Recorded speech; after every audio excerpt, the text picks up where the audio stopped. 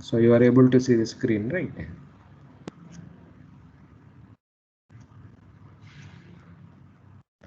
Yes, sir. So anyway, so so last class, the last week, okay, we have started this welded connections. So we have defined all the basic things. Okay, what do you mean by welding? How people do welding? All those things we have seen. What type of welding rods you have to use? What type of welds are there? Say, like fillet, butt welding. In butt welding you have two things. One is a full penetration, partial penetration, plug and slot welding. So like this, I have shown you also the failures itself and how many ways the welds can fail also. Okay, then single run, what do you mean by single run? Then multi run, say like in one go you deposit a huge weld, or you do it in multiple times also. So then the defects I have shown you. Okay, so there are so many problems or so many defects are there in welding, and the defects in welding is the most complicated thing because you can't see them visually. Like outside you may see, but inside if they're having some small cracks, say it is very difficult, okay, in practice. So there are some non-destructive techniques are there, so which they use to find out to see whether there are any internal cracks are there in weld, or not. So these things I have shown you. Lack of root, so many things are there.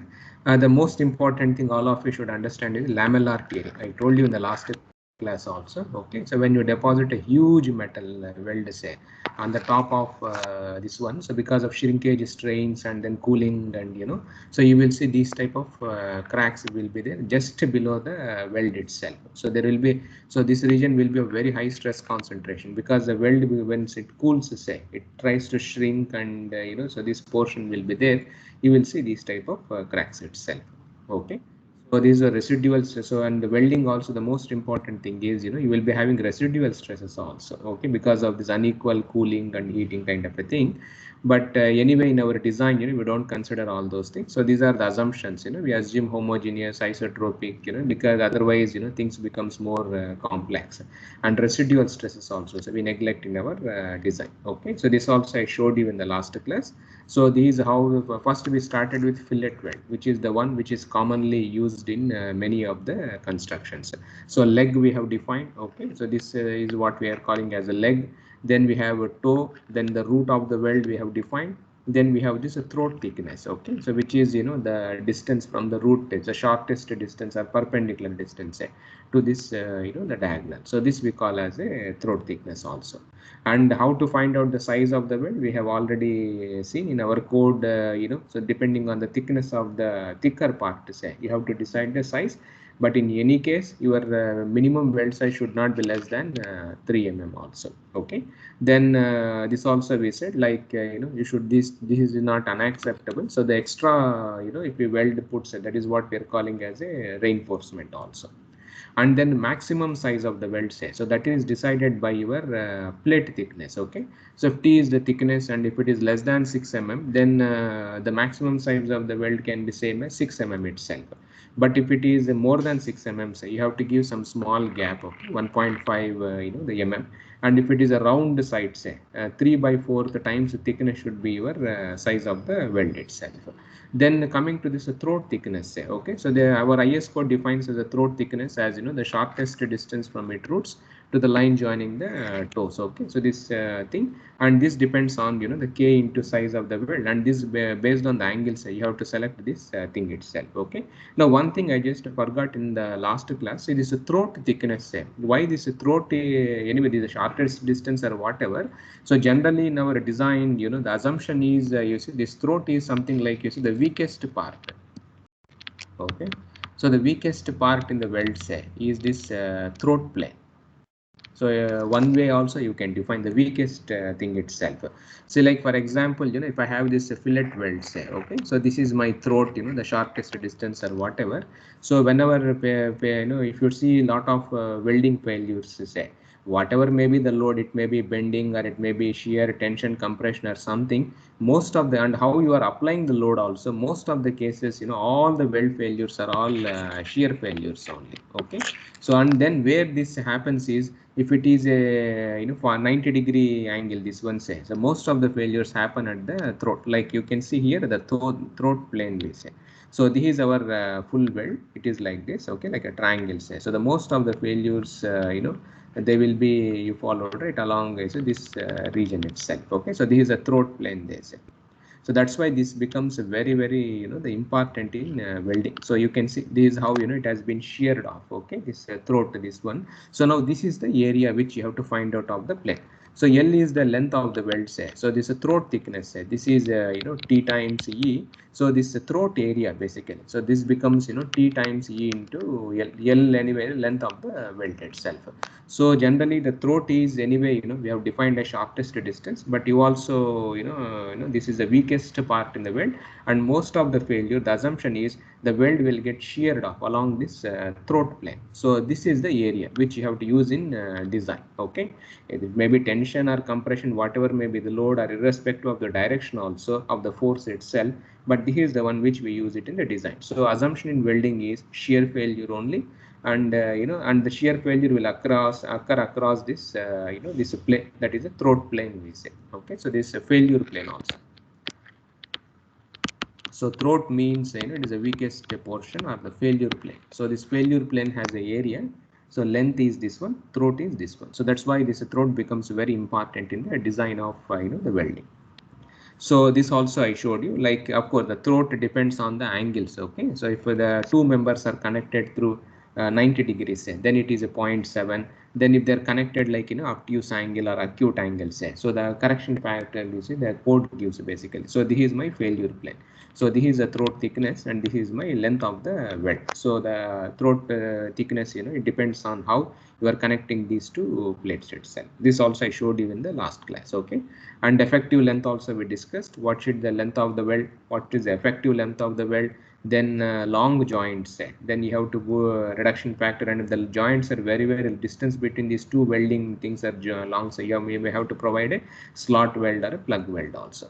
So and then end returns also I showed you. So generally whenever you do the weldings at the edges, you have to give 2 times extra welding you have to do, because to the stress concentrations and other things are there say. Okay, near the edges itself, and here is the effective area of the weld basically. Okay, so that is nothing but the throat area. So throat area is LW into TA. Your throat thickness say depend on K times the size of the weld itself. So this is the formula here, so which is given. So the area, okay, so area of the weld, this is the weakest portion in my weld, and then Fu by root 3 into gamma MW we do. So it is basically a shear failure itself. Okay, so this is what we use. And here also one more important thing also I missed in the last class was this Fu say, okay, that is ultimate strength. So the code says it is smaller of the ultimate strength of the weld and the parent metal. See now among the weld metal and parent metals, which has higher Fu, parent or weld? Weld. So like Fe410 say, parent metal is 410 say, weld metal I showed you in the previous slide also. It will have high strength 510 like that. Okay, so we do the lowest of these two.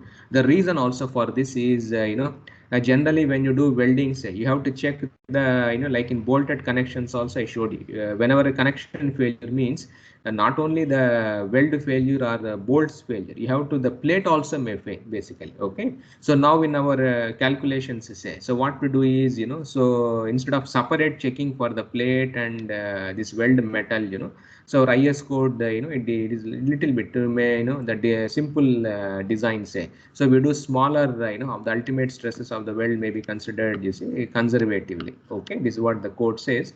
So so this way you can eliminate the requirements say for separate checking of strength of the base material. So this is just so to simplify the design say, so our code says you use this smaller. So this you have to please remember. Sometimes you see the weld metal if it is given say we try to take it, but this is what the code recommends. Okay, and the reason is also so you no need to check for the base plate. Okay, because already you have taken the both the things itself. And then so when the weld is subjected to normal and shear stresses say, so once again you have to go back to our von Mises failure theory, that is second invariant of I think the deviatoric part of the stress tensor. There I showed you that formula also. So there you substitute, you will get this expression, the 3. Why this 3 comes means from your von Mises that is a second invariant of your deviatoric part of the stress tensor. Okay, so this combination you have to, and if there are more number of forces, say, so once again you have to go to von Mises theory only. Okay, there you have to assume is a sigma 1 1, sigma 2 2, sigma 3 3. Say there, you know, you have to make some of them will be non-zero. So everything based on this von Mises, you know, the failure theory itself. So now here, so fillet weld I already showed you. So I am just showing you. See, like here, this is also fillet weld. Okay, so this is also fillet weld. So now, so now here you see. So which one is more efficient actually? This we call as longitudinal fillet. This is a transverse fillet. Okay, and you can see how the so the force is in this direction. Say. So force is also like this. Your welding is also this one, and here the welding, it is perpendicular to this direction. Okay. So now which is more efficient? Can anybody comment the strength? Which will carry more load, say longitudinal fillet or transverse fillet?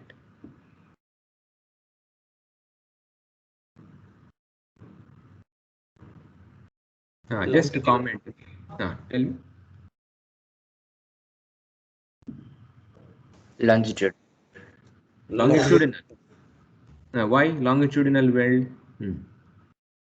So which is more efficient way? Most of the time, I've seen longitudinal welds rather than transverse welds. No.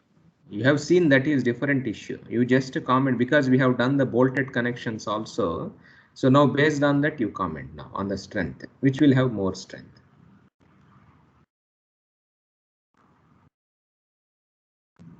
See, when there are a lot of bolts are there, so what did we say? When there are so many bolts are there, say, okay, which bolt will carry more strength? See, now this is the load. Okay, so what is the assumption in the design? All bolts or everything will carry same load. But what happens in reality?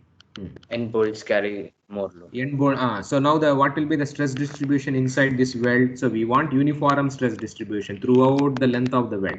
But what happens in practice? The end one will be having, you remember that figure I showed you also like this. The end ones will carry. So there will be non-uniform. The stress distribution will be there. But whereas here, for a transverse, uniform. Uniform stress distribution will be there. So generally, of course, you have seen that is a different issue, but generally in all the, if you test longitudinal versus transverse, say, transverse will carry more load basically.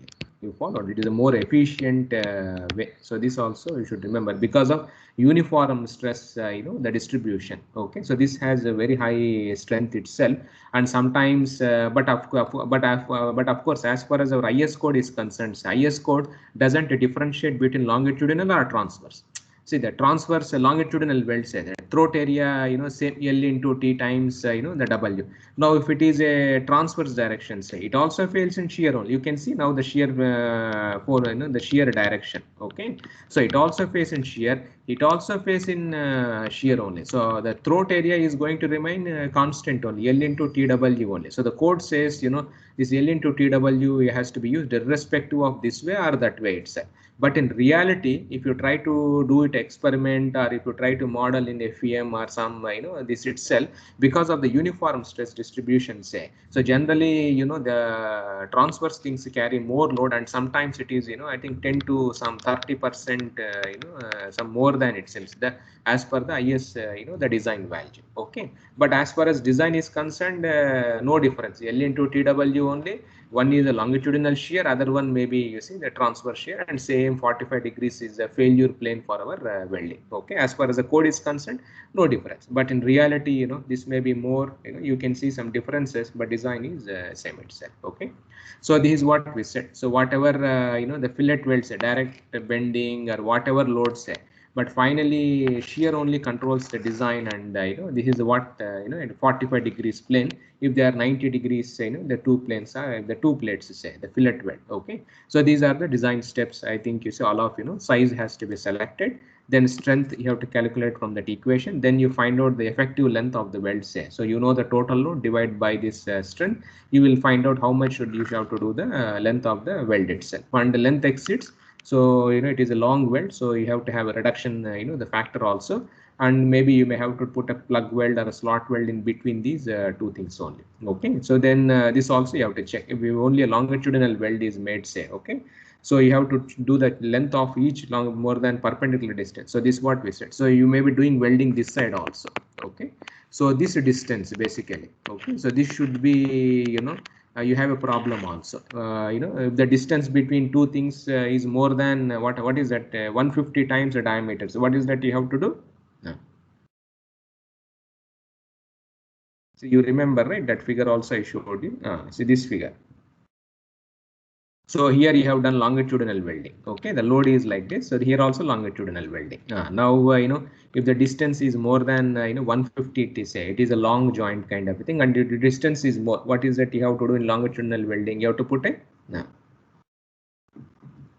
see if the length of the design capacity will be there, and if you have the length of more than the perpendicular distance between them itself. Okay, otherwise you may have to put a slot weld or something like that, and finally you have to put end returns also. Okay, because at the corners to reduce the stress concentration factors. Okay, so this was a design problem. I think in the last week tutorial I think already the TAs have taught you followed it how to what the design steps for this problem itself. So another interesting thing in fillet welding is this angle sections. Okay, see the angle sections. So how do we connect these angle sections to the plate basically? So this is a very important thing in the fillet welds. How do we design for these type of sections?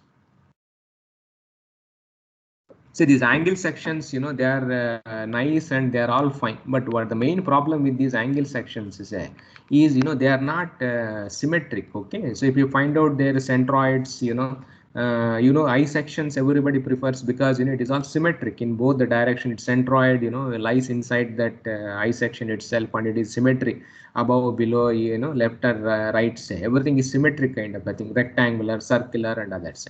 But in steel we will be using angular sections because of other advantages are there. The main problem with these angular sections their centroid lies not inside the angle. Okay, somewhere it lies.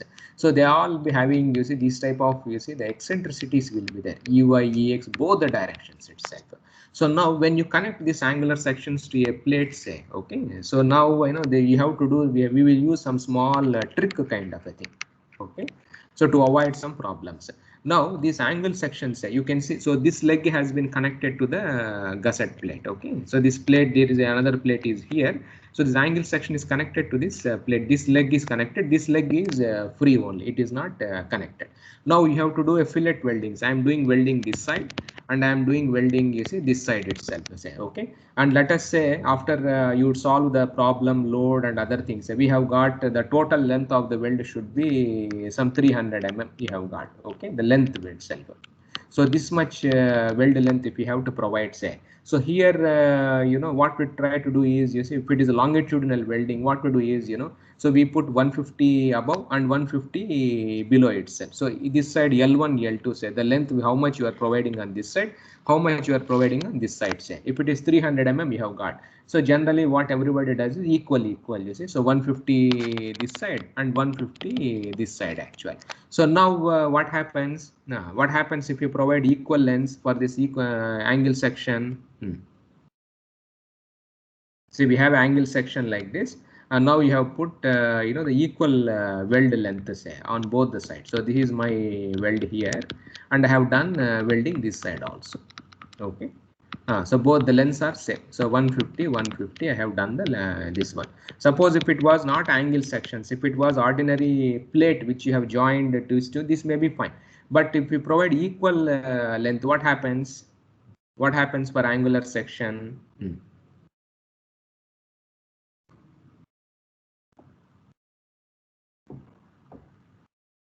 See what happens if you provide equal length, So where is the center of gravity of the angular section? So for angular section, your center of gravity you followed, right?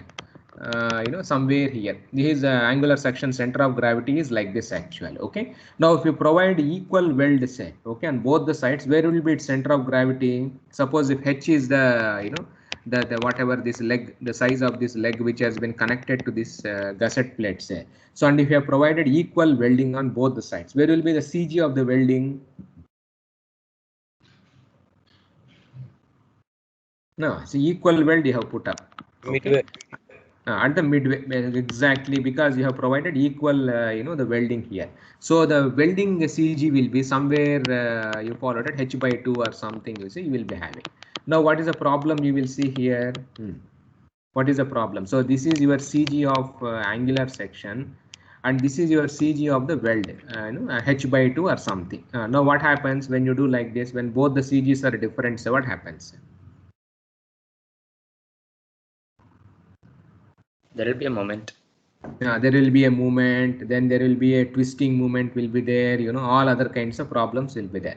So as a design engineer, so what do you expect? See, your welding CG is different, your angle section CG is different actually. So, the already angular section, we have a problem of eccentricity. Now your welding CG, angular CG, this one, both of them are not coinciding. Then you will have twisting movements or bending or whatever other kinds of problems will be there. So what do you do as an engineer, practicing engineer? What is the tricks we try to do? Different, like Coincide. upper will be So long. what is that? No, upper lens is different, but what is that you try to do here? Try Coincide to CG. coincide them. Coincide distance. So CG of weld should be same as CG of the angular section.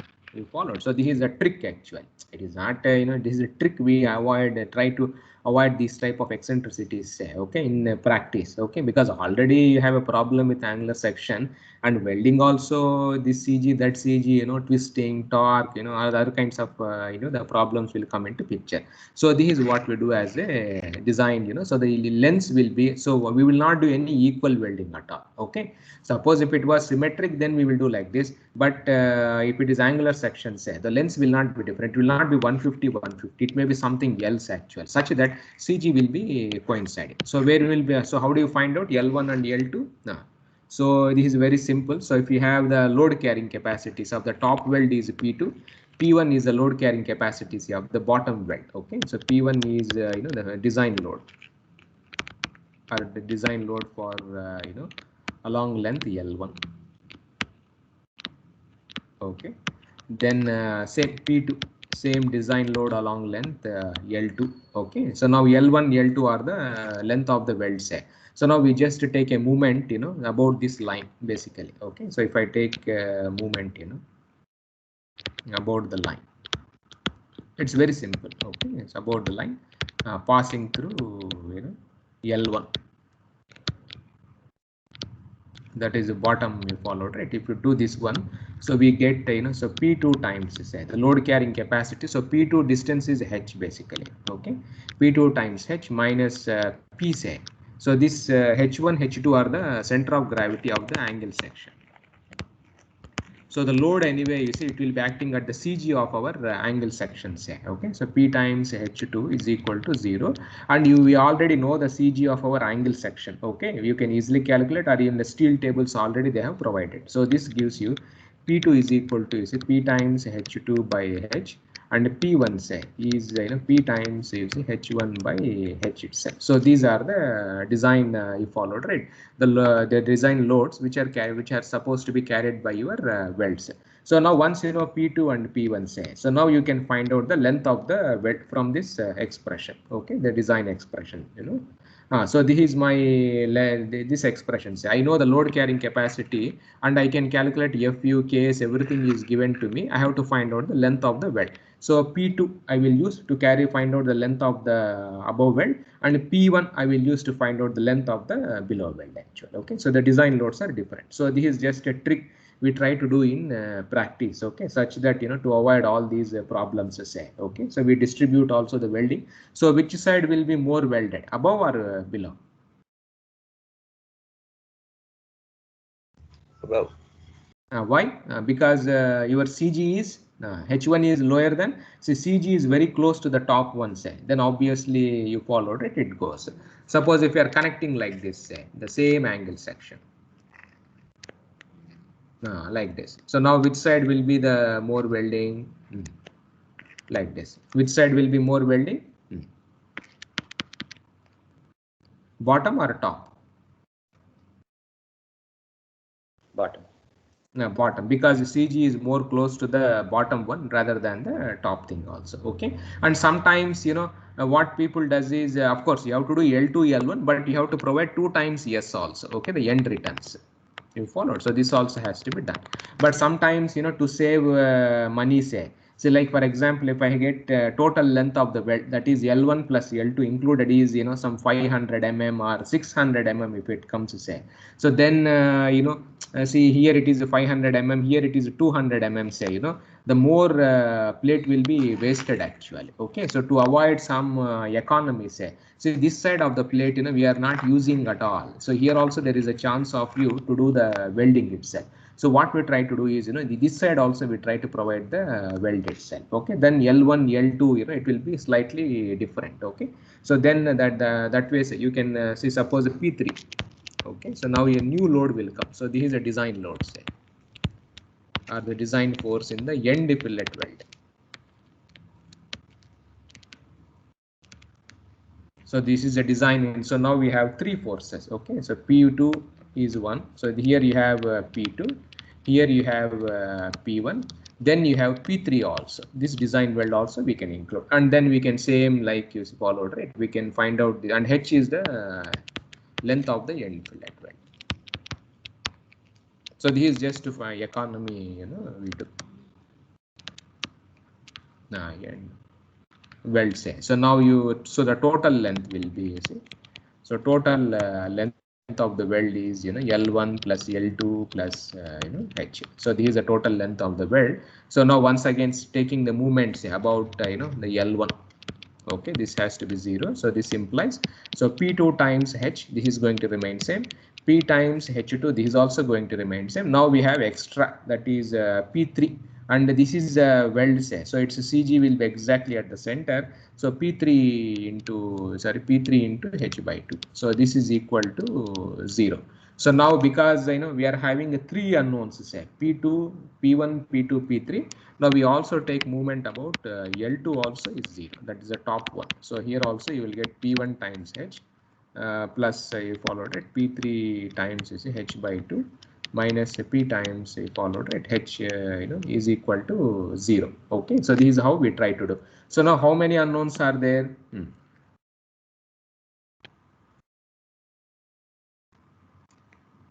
See how many unknowns are there here?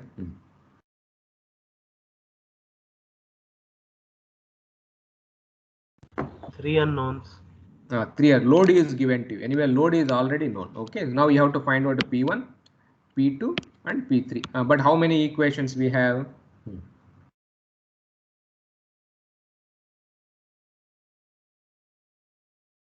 Two equations are. But of course, P1 plus P2 plus P3 should be same as.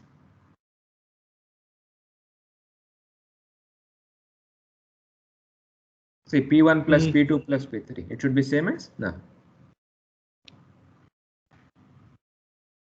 P.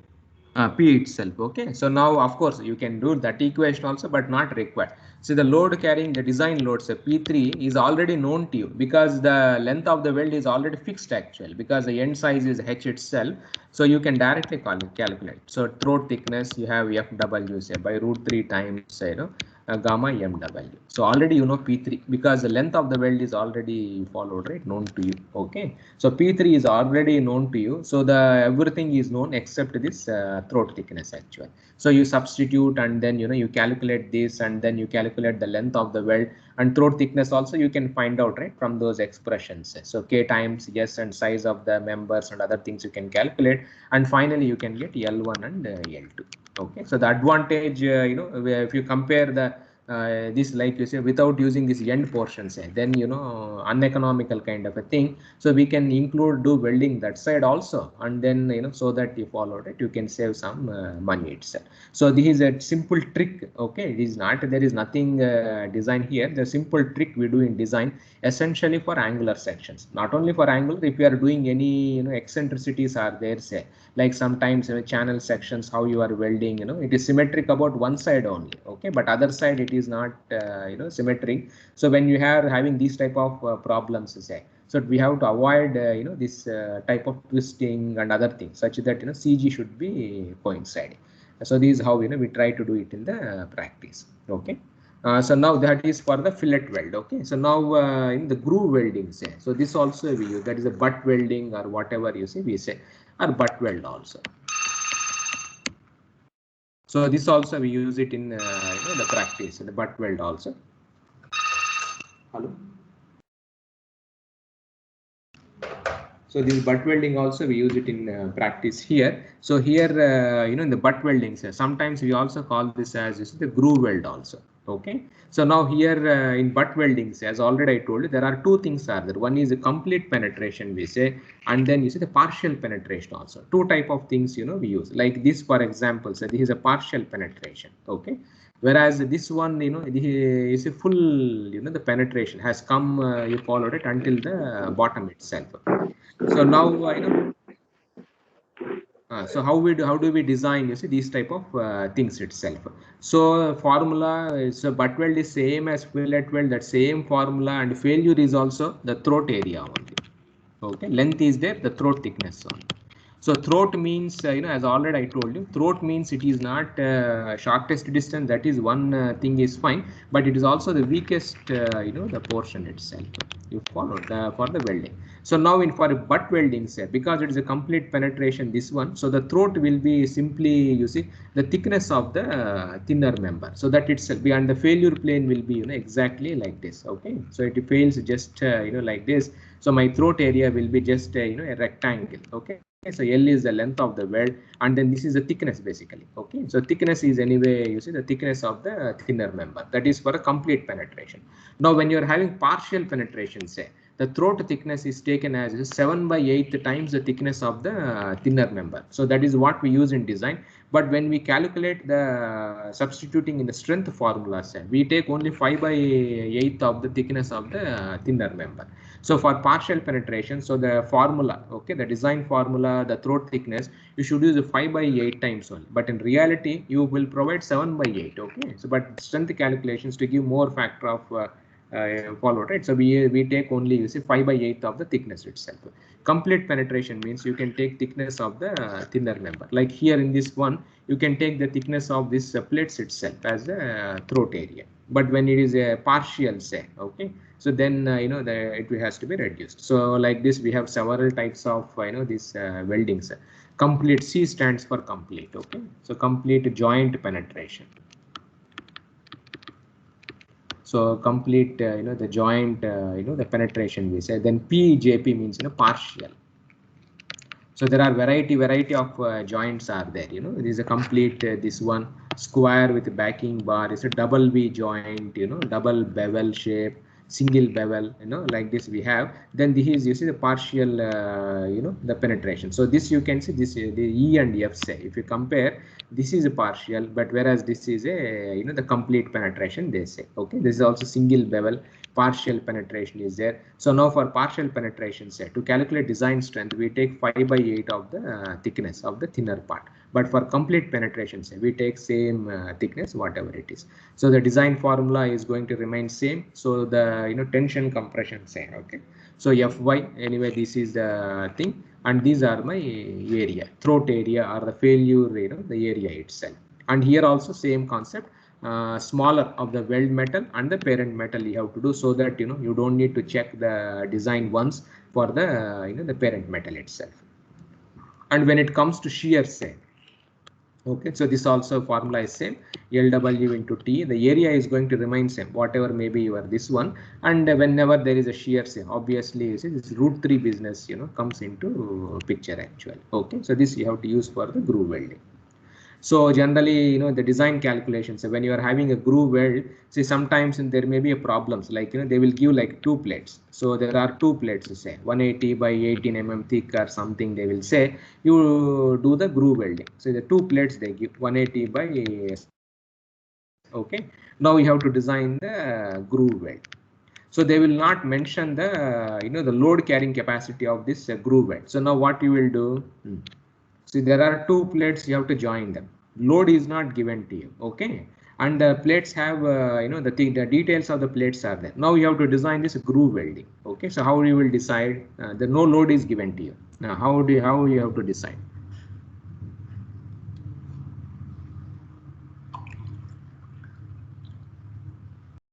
Now see what is that you try to do for welding? Say, like you see many times welding.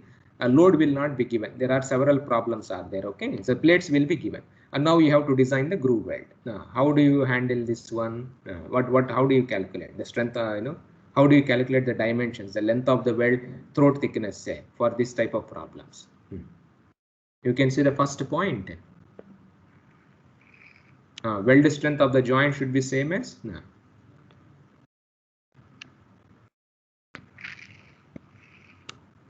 You followed. So now for the plates, you can easily calculate what is its strength of the plate, okay, by yielding as a tension members. We will see in tension members also. So whenever there is no load has been provided, say, so the design strength of the weld should be same as the design strength of the member itself, such that you have 100% efficiency, like a continuous kind of things itself. So there are some problems are there where the welding the load will not be given. So there at that places, you have to do that. You see the size strength of the weld should be same as the strength of the member. So strength of the members you can easily calculate the tensile strength and other things. So you assume that itself as the load, and then you find out the thickness such that it matches with the member itself.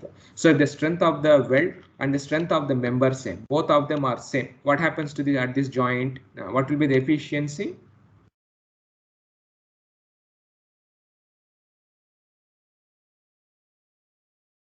Now what happens when the please tell me. Efficiency will be 100%. So what does it means basically? Both are same, say it is like a uniform. Uniform or continuous, that word continuous, homogeneous, you followed, right? So it is as good as you have a same steel only, okay, same thing you followed, right? But so we design like this also. So this is also one thing we try to do this one. And of course incomplete penetration means that 5/8 comes, and you have to calculate from the same the equations itself.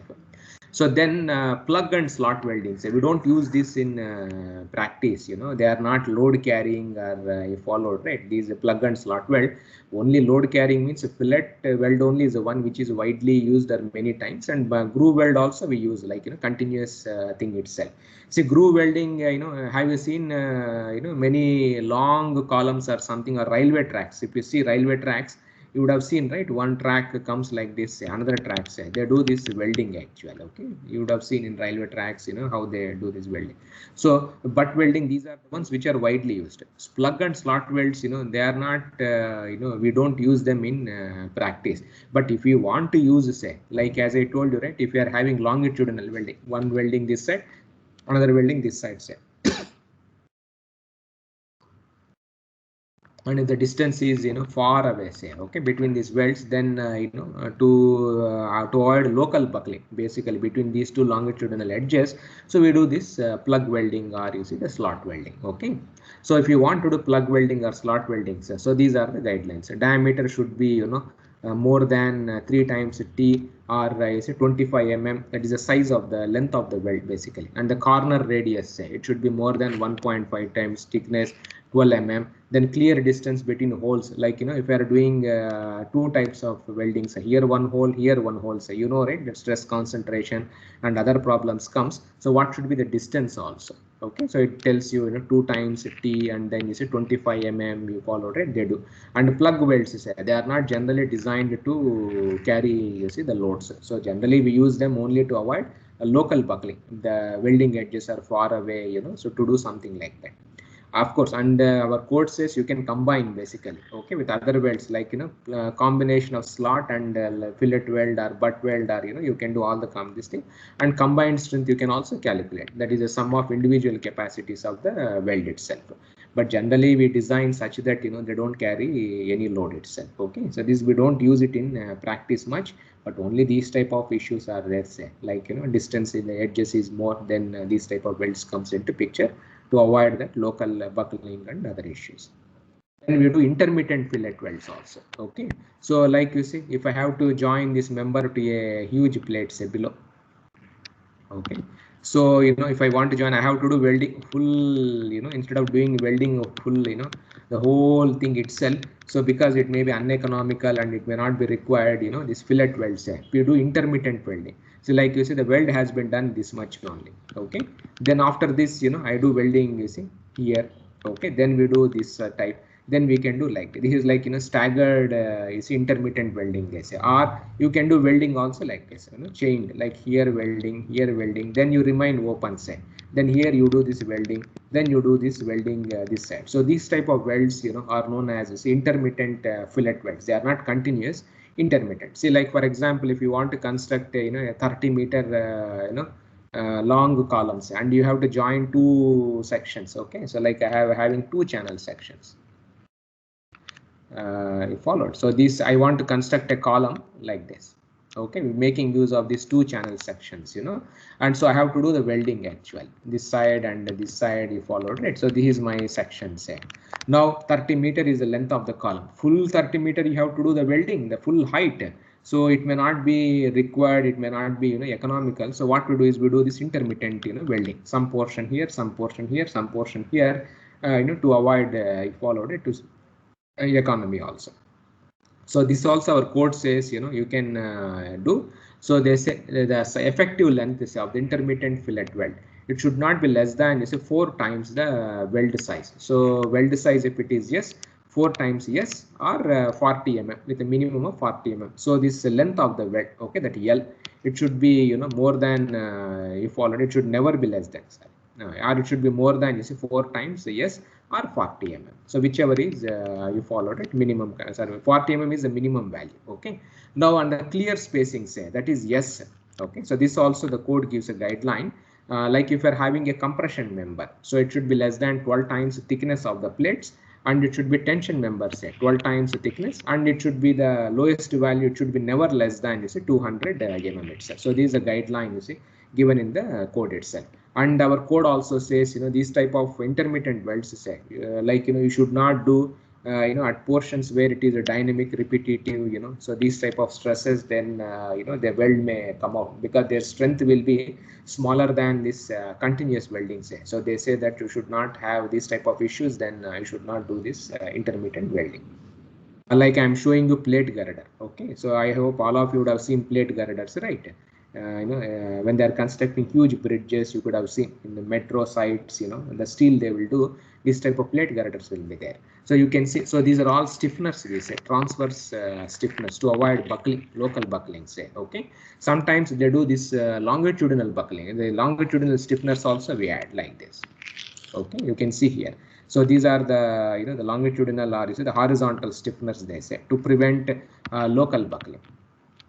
Okay, so to prevent local buckling and others, because the plates are very, very thin, we do this type of stiffeners. So now let us say if I want to make a horizontal stiffener, say, okay, attaching, I have to attach it to the web, this one, I have to do welding, full welding actually, you followed, if I want to attach, say. So which may be uneconomical, and it may not be required also. So generally in plate girders, intermittent welding they use. So they do little bit welding here, then they will do, you followed it, this side, then they will do this side also. So stiffeners, they are not load carrying, they are just to avoid the buckling, they will be there. Okay, so like this type of things, we do this intermittent fillet welds, and the code also gives these are the guidelines. If you want to use, you have to do this intermittent thing. Okay, so now anyway, so you followed, right? So this way, you can calculate, all the design, is a fillet weld, groove weld, butt weld, intermittent, plot and slug welds also. And the things are very, very easy actually in welding. In all the cases, the area is going to remain LW into T. In bolted connections, our bearing area was different, net tensile area is different, area of the shank is different. 3 areas we had. Okay, pi d square by 4. 0.78 into that, and then we had this d times t itself. But in welding, say, whether it is a groove weld, fillet weld, or whatever, say, you have the area remains always a length into throat thickness. Okay, and the throat thickness, it depends on fillet weld, means depending on the angle you have to select. If it is a groove weld, say, just complete or partial. Complete means full thickness, partial means 5 by 8 times you have to use the calculations. Okay, so this is how, irrespective of the load, whether it is a tension or longitudinal fillet, or the transverse fillet, whatever it may be, these formulas are going to remain same. Although in practice, say, like these formulas are like a lower bound kind of a thing. So for transverse weld, the values may be higher in reality, but we use these formulas itself. Okay, So I'm just one interesting problem I just wanted to show you. Like you say, so this is a cantilever beam, say, okay, which is of a circular hollow section. It is like a pipe kind of a thing.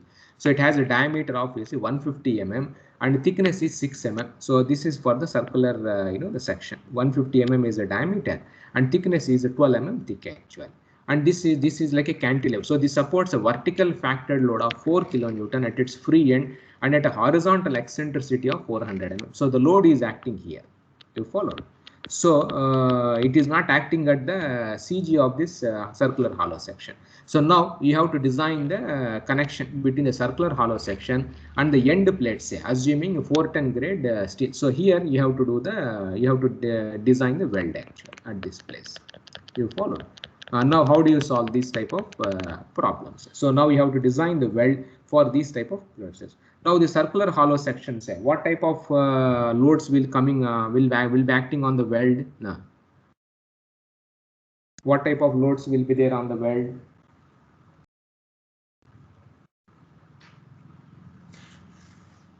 No. So this you have to calculate. So what type of load will be there on the welds, or what type of the circular hollow section, say, it is subjected to what type of forces?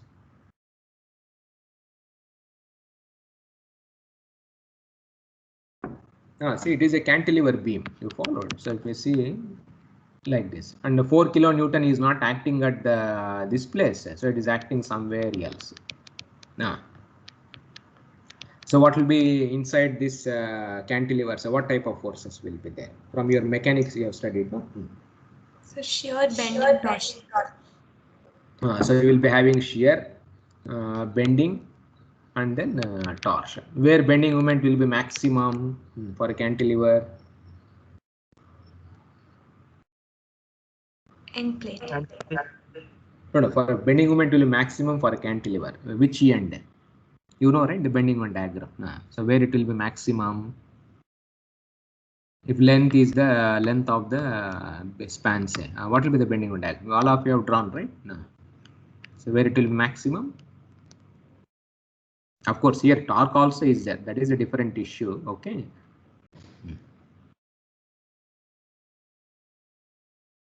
See this problem, how you will solve? You remember? So you apply another load here, say, another load here, say. You followed? So this is 400 actually. This is also 400. So what do you do? This 4, sorry, not 4 kilonewton. I think I'm sorry. No, 4 kilonewton, say.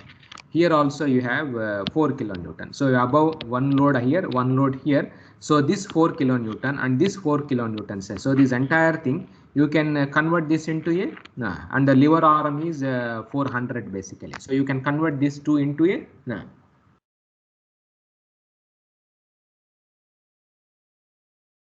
what you can convert this into what? See this problem you can split into two problems. This entire 4 kilonewton, say. So this you can convert into a torque. You followed? So it is like a cantilever beam subjected to torque here itself. So you have a problem. So I have a P, then the P is exactly acting at its centroid. Then I am also having a torque, which is 4 into that 400 or whatever, right? So this is my torque. So now you have shear, you have bending and torsion. All the three are there. Now where bending moment will be maximum? In the cantilever, say, where it will be maximum? At the support. At the support. Okay, what will be its value? P is the load, so P times L. All of you know, right? So this is my bending moment diagram. So P times L, and shear force diagram will be P itself. You know, right? All these things itself, and of course you are having a torque also. Okay, so three things are there. So now we have to find out all these things. So now what is the shear force? Now what is the shear? Now you have to design the weld. Where is my weld? Weld is near this end actually. Okay, at the fixed end. So now the shear force at the fixed end is you followed, right? P itself. That is a 4 kilonewton. So this is my shear force. Now bending moment, say. So what is the bending moment value? 4 into what is the 1500 mm is the that length of the beam. Okay, so this one will be, you see, 1.5. if you try everything, if you put this one, so 6 kilonewton meter. Then we have to find out a torque also. So on this plane, you are having a torsion also is there. What is the torque here? 4 into.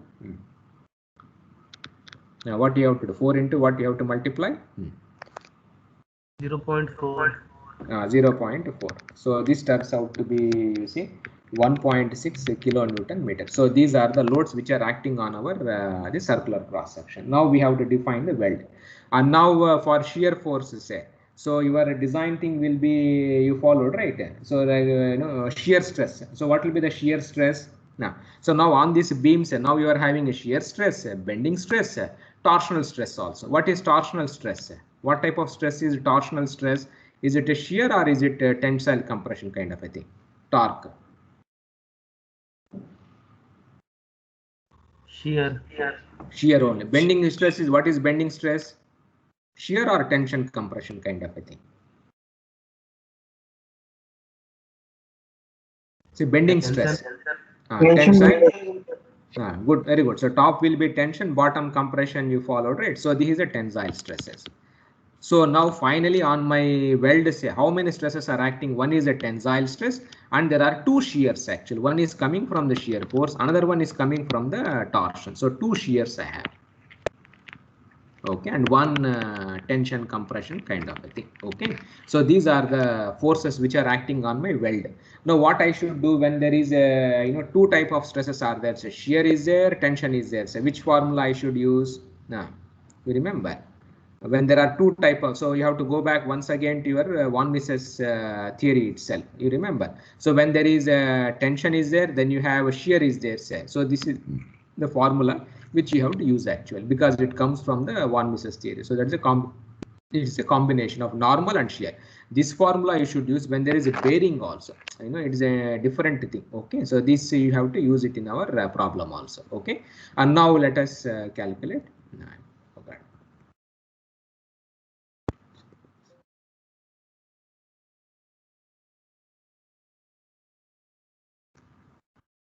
It's a new slide. Yes.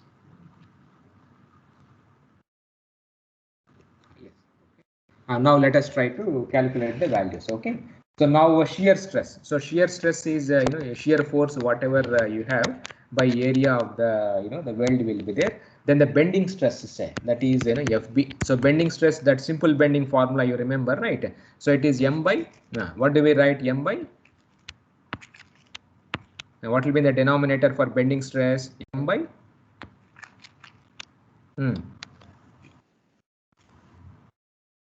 you remember M by I is equal to I by Y is equal to that F by, you followed it, I by R, F by Y, you remember that formula, right? So what will be in the denominator for bending? What's the most important thing governs bending?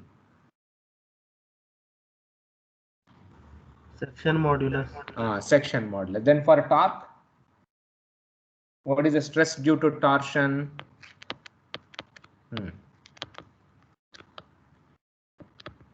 So stress due to, remember the torsion formula, right? T by, you say J, Gj, you follow, right? That formula, the d theta by dx and all those things if you see. So torque will be, say, total torque R by, this is polar moment of inertia, you see, which comes into picture actual.